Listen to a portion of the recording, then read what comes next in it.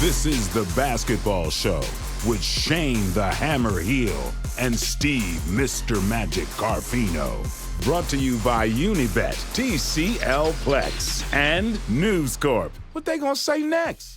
Hello and welcome to The Basketball Show. We are jam-packed, and of course, we wouldn't be able to bring you the show without our sponsors, Unibet, TCL Plex smartphones, and our friends at News Corp. Joe is back. Joe in the know. That segment is back. Looking forward to that. And of course, sitting with me on the desk right now is Shane the Hammer Heel. I didn't know what camera I was on right now, but a lot of stuff happening. All happening. Mate, how big was the weekend? Woo, huge. I know, man. I got very excited. And let me tell you, I'm going to go straight into the stroke because I got very excited. 11 seconds to go. Cairns are about to get another big win. Southeast Melbourne go bang, 3, advance the ball, and then a steal from Dane Pineau. What a steal it was. And John Robertson, I tell you, I almost spilt my beer as I jumped off the couch.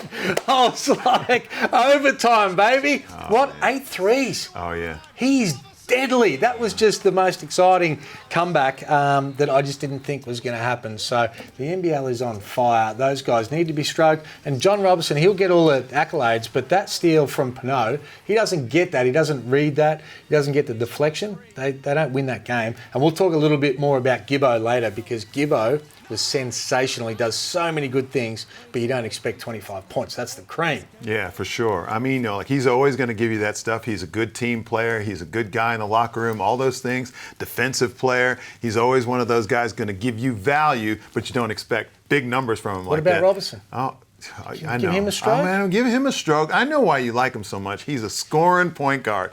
You know, he does what you need him to do, but any guy that can step up and drop serious numbers like that in a short space of time, kind of like Isaiah Thomas when he had 16 points in a minute and a half. Game winner. Unbelievable. Carfino's cool. What do you got for us? Oh, man, the refs. You know what? The refs, man. Let the big guys play. Come on. The whole league wants to see Sean Long and Andrew Bogut go at it. We don't want to see the ref blowing the whistle with, oh, your hands were in there. Let the big guys bang. They look forward all week to playing against a legitimate true center like they've got in that matchup right there. Those guys don't like one another. They're jaw-jacking, pointing to each other, telling each other how much they don't like each other, and the refs took that away from me. Shame on you, and you. There's 3 of them, by the way. I like it. You're getting aggressive, mate. Yeah, it's rubbing off. I know. I'm aggressive. This is the Starting 5, brought to you by TCL Plex smartphones. The O brings it, and we take it away. Cam Gliddon. You know what? Tell me right now. We're starting 5, by the way. Take it away. Cam Gliddon, he's good enough for the Australian team. As a matter of fact, they asked all the assistant coaches, who is the guy that you have to have on the team? And they all said Cam Gliddon. But yet, Andre Lemanis, who is the Australian coach, doesn't play him. And even crazier, he said he's happy for him. You know, he's a team guy and he's happy to take his role.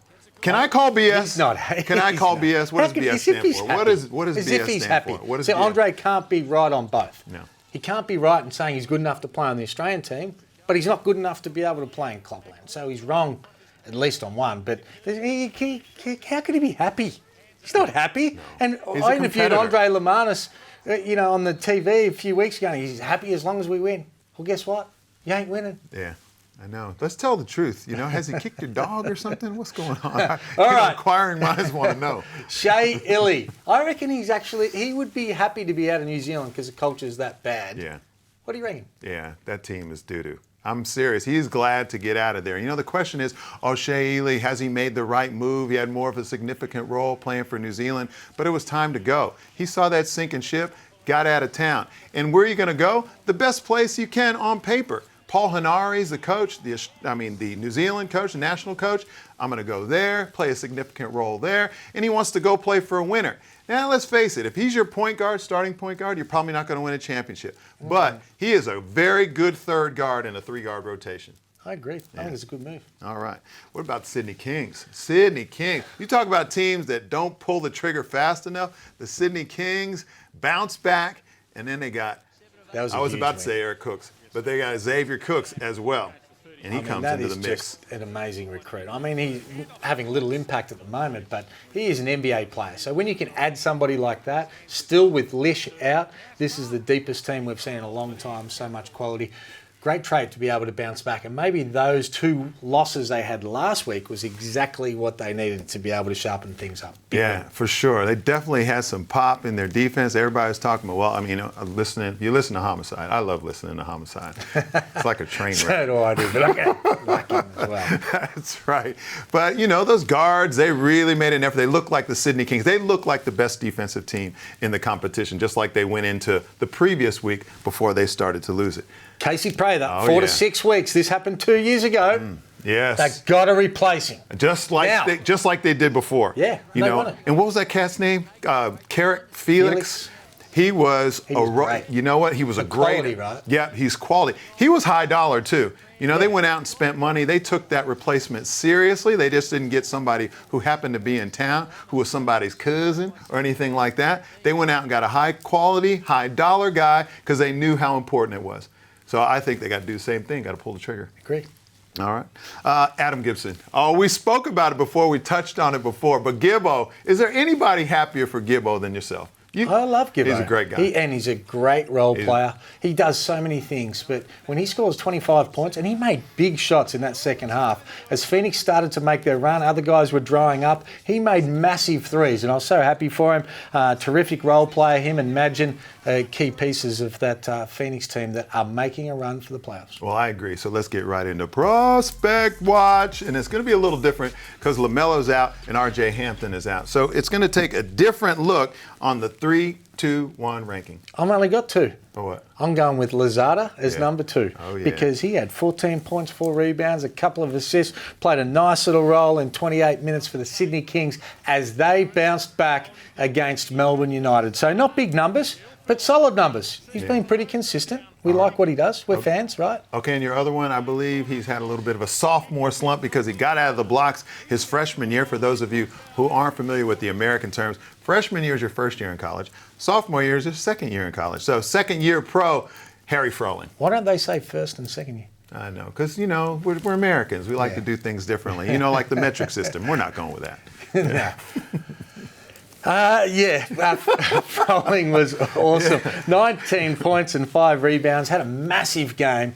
2 huge wins for the Adelaide 36ers, but he was big, being able to put points on the board and really help his team to a win. So good job, Froles. Way to bounce back through difficult times, and I'm sure that'll be the spark that gets his season rolling. All right.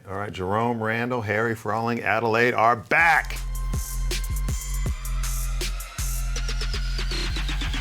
Fresh from her wedding is Jo Healy. Welcome back, Jo in the know. How was the wedding? Thanks, guys. I did it. How's it feel? We did it. You feel like a different person, or has just been married for a long time? No, do you know, actually, it does feel different. It feels really nice. Yeah. I'm not an emotional person at all, but I'm okay saying that. Again, over 100 people went to another country to watch you guys get married and experience it with you. That's incredible. Essentially 2 weeks of partying pretty hard. My voice hasn't quite recovered yet. Okay, enough personal stuff. Yeah. What do you got for me? All right, well, I've come back, and what an insane weekend of NBL action we had. That was just incredible. I've just got off the phone to Xavier Cooks, who had his... Oh, stop name dropping. had his debut with the Kings.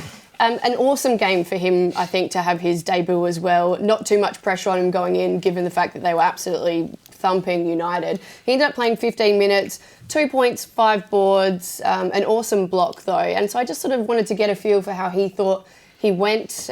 He said he thinks he did all right. He said he's definitely finding it tough at the moment coming into such an established team, finding how he wants to act, how he wants to be. He doesn't want to do too much. He doesn't want to not do enough. So he sort of said he's trying to find the balance with that.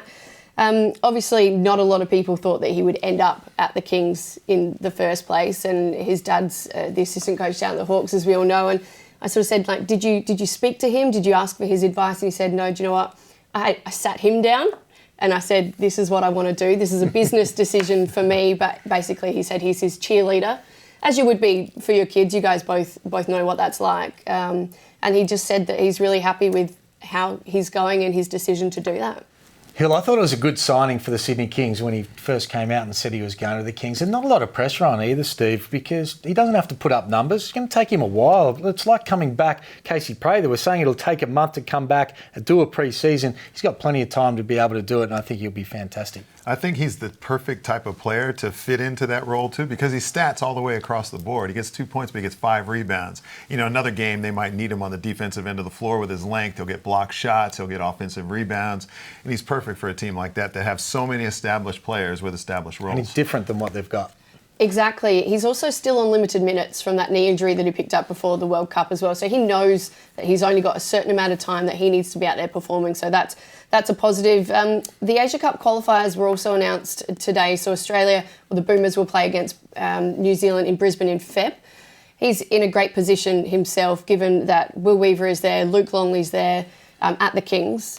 We don't think Brett Brown won't be there in Feb. Neither will, obviously, the NBA players or European players. So it's an opportunity potentially for someone like Xavier to get himself back in that Boomers mix. There'll be the top Aussie players playing. So that certainly will be a good test for the Boomers as they build up to the Asia Cup.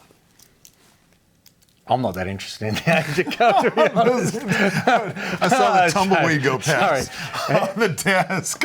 What else we got, Jack? All right, we'll move on very quickly. We're at the halfway point of the season, guys. We're now talking about who is going to be the MVP, who is going to win the championship. But I guess just before that, who's going to make up the top 4? The Kings are going to be there. The Wildcats are going to be there. And I can't see Melbourne not getting them there, whatever, together to actually get themselves into that top 4. So that means it comes down to Adelaide, Cairns and the Phoenix. I mean, technically, every team still has a chance to get there. Brisbane are the other team that, might be there. That's how I feel as well. I ran a little poll on Twitter earlier. 39% of people think Adelaide will be that 4th team. 39. You've got a lot of South Australian followers, though. Yeah. True. 39 said Phoenix, though. 23 said Cairns, and not a single person said just Brisbane. Brushed right over that one. It's so close between those other 3. And depending on how Phoenix go on the road, that's the big question, isn't it? Well, they've got 5 home games, 9 away. So they've got a game in hand, but they've got a really tough run, I think. Okay, what does Cairns' home run look like? Cairns' home run, 6 home, 6 away. And we know how good they are in the far north. Yeah. I like Cairns. Yeah, you never know. It's hard to say. I'm just throwing one up. Hey, last time I made just a call like that, I said New Zealand were going to be one of the top 4. I was going to say top 4. I think they were in my top 4 at the start of the year as well. Oh, gosh. Everybody would like to have that again. Didn't pick them second. Yes, for sure. Anyway, no, Cairns, they could be good. They probably needed that win, or they did need that win over Phoenix. What a game to have lost tight. Yeah. Terrible for them. Great game, though. I know. Awesome game. Have you ever had a turnover like that that's crucial? You missed a free throw or something like that? I wiped all the negatives. Yeah. They've gone. I only remember the game winners. And just really, that happened? Before we move on, the NBL released their Looney Tunes collaboration jerseys during the week. Some of them have, been received fairly well. Others, I don't think many people like Brisbane's. The Wildcats jersey, let's face it, unless you've literally got a magnifying glass on it, it practically just looks like a Wildcats jersey. But it's just, I guess... What's your favourite? Created a bit of conversation. My favourite, probably the Phoenix jersey. And I would say that because we're talking about how you can relate yourself to being a Looney Tunes character. I think I would be Marvin the Martian. I think, he's from Mars. He's never really there, apparently, in Looney Tunes world. And he's always wearing basketball shoes. I'm like, well, that... I like the Illawarra Hawks because it reminded me of Carfino. It was like the Roadrunner. He's like, beep, beep. Yeah. That's how you were. He doesn't have shorty shorts on, though. Yeah, who's the Tasmanian Devil? Real aggressive, at times. Especially that one time I was late. Oh, my goodness. Which time? The time that you were spinning around. I love that you were never going to live this down. Yeah. That was like 2 months ago. Yeah, I love this segment with our courtside correspondents. None other than Derek Rucker is covering Queensland. How does Cairns bounce back from that tough loss on Sunday? Hello, and a tough weekend it was for the Taipans and Bullets as they failed to keep pace in the chase for a top 4 position in the NBL. The Taipans went down yesterday to the Phoenix in one of the greatest individual performances by a player in NBL history. Roberson ripped off 21 to kill the Taipans. Meanwhile, the Perth Wildcats didn't come out and play a great game, but they were never in danger of losing that game. The thing that was alarming about the Bullets was that game was there for them to win, and nobody came out and really led that team. No one had the energy, the fire, the enthusiasm to rally that team together and say, we have a chance here to get a big victory on the road. Now that's got to come from the coaching staff. It's got to come from the players. I don't care if it comes from the team manager. Somebody in that organization needs to light a fire in that team. Right now they're sitting at 5-9 and trending downwards. Something's got to happen this week to turn this form around coming into the Christmas break. Guys, I'll talk to you next week. Well, he said that Brisbane lack leadership, and they do, mate. It looks like no one wants to take control of that team at all, especially when it's tough. Oh, yeah. And you would think that, when Andre Lamont has put that team together, he's got to look at the best Australian players in the land when he's coaching the Australian team. You would think he'd be able to get a leader out of that, but they are rudderless. See how I use that one? That's they need to make some changes if they're making the business end of the season. I think Will Magnay is averaging 7 points, which is the same as Singler and Braun as well, and he's 21-year-old? We have been calling for changes since week 2, Yep. and it ain't happening. But let's get down to PK. The scoring has been up. Do you put that down to the refs? Yeah, what an amazing round of basketball. They say see incredible. It really was. 3 games that literally came down to the dying moments and were decided by big shots. It was entertaining stuff. And a question that was asked of me was it because of the referees or in spite of the referees we had such thrilling, high-scoring games? And my answer is both. I think something that's not widely recognised is the job that Scott Butler's done, rebuilding the referees list, bringing through a heap of young refs, but also cleaning up what was a pretty ugly game a few years ago that advantaged the defence. Now the Stars are free to shine. But the reason it's also happening in spite of the refs is it's gone too far. Everyone can see that. The refs are almost hunting for fouls to call. A lot of them are just incidental contact or contact that doesn't need to be called in a high-class professional league. It's hurting the product a little bit. It's leaving the Stars sitting on the bench. So what's the answer? Well, the reality is we've got a young refereeing list. We don't have many older world-class refs. So in reality, you're going to get mistakes. You're going to get calls we don't like. So here's a thought for you to discuss. Is it time for us to bring in some import referees just to balance up the demographic of the referees list and bring us a little closer to the way the game's called around the world? I don't want to really call in overseas refs, which ones are we going to be able to afford? That's a better question, be able to afford. I just think that the refs, following FIBA's instructions to cut down on certain areas of the game they're thrown in an impossible situation. That charge block thing where you get a warning and a tech and get thrown out of the game, that was just impossible for them to enforce. I just think they get thrown things that we can't possibly, they're in a position not to be successful. So, let's stick with the refs. Give them an easier task. Is it a foul or is it not? Gosh, there's no right or wrong, is there? Either way you look at it. Anyway, let's move on. Adelaide and Perth had big wins this week. Lacko, what have you got? Yeah, what a huge weekend it was for both programs in Adelaide and Perth. Coming up massive with 2 big wins. And let's kick it off with the 36ers, who put in a clutch performance off the back of Jerome Randall, showing and sending a message to the rest of the league that he's still one of the best big-time performers down the stretch, icing the game on the road against the Breakers. And it's the offensive efficiency. Joey Wright has this team balanced at the moment, fitting in and playing their roles. The bench contribution, the best indicator. Griffin and Froling were huge over the weekend, averaging the bench 42 points per game in these two wins. Over to Perth, well, the play of Bryce Cotton, the sheer volume of shots has gone up. So have the wins for the Wildcats. 4 in the last 8 days, Cairns on the road and then back at home against the Bullets. But what needs to be noted is the performance of Damien Martin. 300 games for the Wildcats, one of the greatest leaders the NBL has seen, and certainly probably the best captain the Wildcats have ever seen. Inspirational, an incredible human being and leader, led the team in rebound in this game, and the Wildcats put on a performance which was memorable for him, the family, and the Perth community. Back to you guys.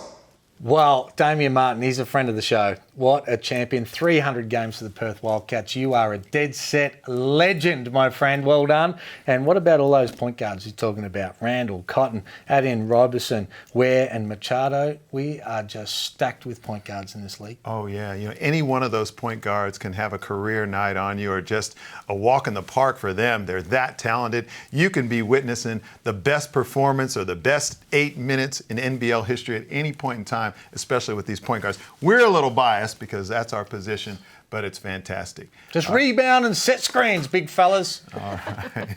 Well, those are Courtside Correspondents. Want to thank Jo for her Jo in the Know. Congratulations on your wedding. And we'll see you next time on The Basketball Show. It's time now for the Unibet game preview. Who's hot? Who's not? Right you are, my man. The Unibet preview, starting with our NBL games. Let's go Southeast Melbourne Phoenix, and they are at New Zealand. How do you think that's going to go? Oh, that's a big challenge. This is a game that Phoenix have to be able to win if they're going to make a run for this top four, and I think they will. I think they win 1-10. That will be a high-scoring game. Both teams want to get out and run. Hobson will be much improved after coming back for a couple of games. Yeah, I agree with you, and we're just going to move on. We got some teams to get through. Illawarra at the Adelaide 36ers. I mentioned in the last segment, Adelaide are back. They are, but what's a little bit hard to judge with this one is we haven't seen the two new imports for the Hawks. We get to see them tonight, Monday night, so have a little bit better understanding. But I hear they're pretty good, but not enough to be able to beat the Adelaide 36ers, who will win 11+ at home in front of a big crowd. Yeah, Jerome handles Randall going to work there. Sydney Kings at the Brisbane Bullets. I'm just going to say Sydney Kings. 11+. They will absolutely give it to the Brisbane Bullets. All right, here's one. All right, grand final rematch. Melbourne United at Perth. Big game. This is going to be a great game. I'm actually going for Melbourne United in a little bit of an upset. 1-10, I reckon.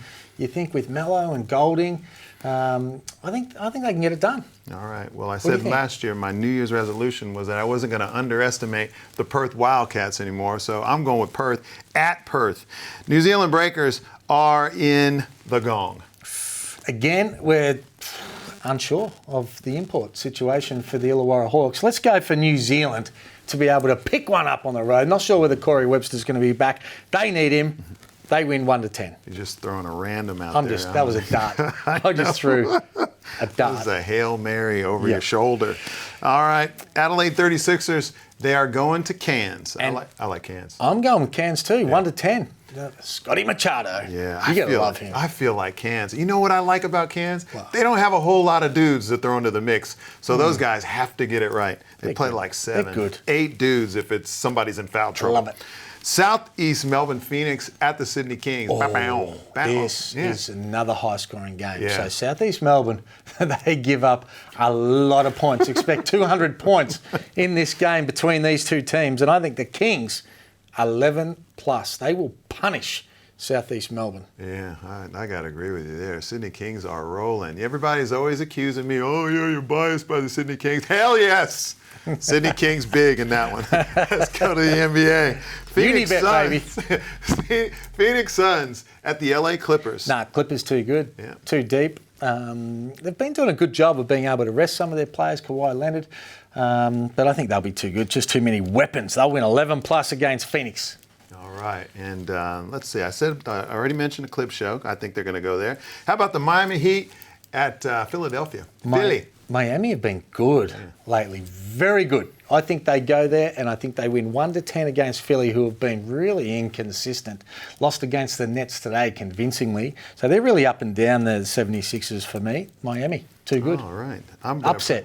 I'm going to go with a favorite right there. I'm going to have a Philly cheese Philly steak, whatever they call it. I'm going to have that as I'm watching Ben Simmons and the boys go to work. Have we got another one there? Yeah. The Lakers. The Lakers at the Bucks. I know. You like this one. This is a good one. This is a great game. I cannot wait, but I cannot pick against LeBron. When they go on the road and that mixture with Davis and the role players they've got, you can make the same argument for the Milwaukee Bucks because they're by far the best team in the East right now, in my opinion. But the Lakers just got that grunt about them to be able to get it done 1-10 on the road. All right. What do you reckon? I'm a Kings fan and I'm a Lakers fan too. Not just, jumping on the bandwagon Lakers fan. I've been back since Jerry West. I'm not as old as Elgin Baylor. You didn't tell us that in the last couple of years. We haven't heard from you about the Lakers.